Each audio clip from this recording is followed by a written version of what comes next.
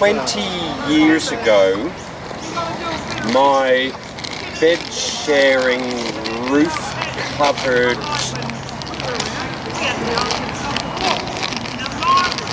wifey thing, to use Mirko's description, moved to a remote Aboriginal community in the Northern Territory. We were warned that there may be cultural difficulties, cultural problems, but we weren't warned accurately enough. We had no cultural difficulties or problems with the black fellas, but we had a lot with the whites, who were mostly crackers. After less than a year, we had to leave very, very quickly. We moved to Alice Springs. We stayed there for a while and left, and basically came away with the feeling that Alice Springs is just wrong. It's completely wrong. You could easily think you were somewhere like South Africa. There's this unofficial apartheid thing going on. The blacks and whites barely interact. The local whites don't even see the blacks. Sue described them as, to the local whites, they were basically black ghosts. We were there, as I say, 2 weeks ago, after an absence of 20 years. Things have changed slightly, but they've got worse. It's a bigger shithole than it was 20 years ago. The Aborigines are even more disadvantaged than they were 20 years ago. I would expect by now that you go into Alice and you'd see some black and brown faces employed in some of the businesses. And you do, but none of them are Aboriginal faces. There are Africans, there are Indonesians, there are Filipinos. A new group have been inserted between the blacks and the whites, further replicating the situation they had in South Africa, where you have whites, blacks, and now you've got coloureds. There seems to be no real will for things to actually change there, mostly because it's ticking over quite nicely for the whites, thanks very much. They get to make a lot of money selling alcohol to the blacks. The blacks are just falling apart because, like virtually all Indigenous peoples, and arguably us, alcohol completely fucks them up. I mean, you think even in our culture, almost all of the, here in Sydney, almost all of the major problems that you see, alcohol is at the base of it. I'm just disturbed and disappointed that after 20 years, there is no improvement. So there are a number of communities spread through the Northern Territory. They call them Aboriginal communities. They should more realistically call them Aboriginal reservations. It's very similar to what they did to the American Indians. They're all deliberately located far enough away from Alice Springs that you couldn't walk into Alice Springs. A number of them have declared themselves dry communities. It's the only chance they've got of surviving. And what happens is the hardcore drinkers go into Alice to drink.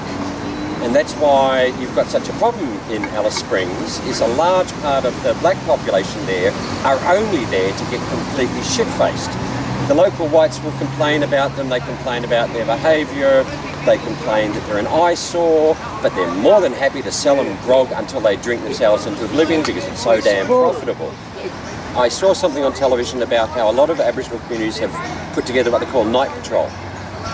And that's basically anywhere between half a dozen and a dozen big, beefy Aboriginal women with their, they don't call them nullahs here, it's basically a hitting stick.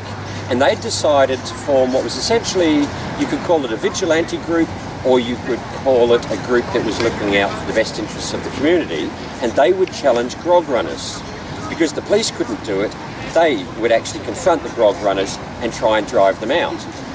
Speaking to someone in Alice 3 weeks ago, I found that that's not actually happening so well, because what happens is these women's names go onto a list, and if ever they set foot in Alice as an individual or in smaller groups, they get a hiding.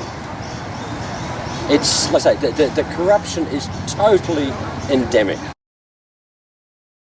It doesn't seem to have made any difference whatsoever, except for a number of businesses in Alice Springs are doing a great trade now because they have a big sign up saying that the card is acceptable here. It's basically a way of channeling taxpayers' money to the white business owners in Alice Springs. Yeah, but that money cannot be spent on grog runners. No, it can't. So it must have some beneficial effect.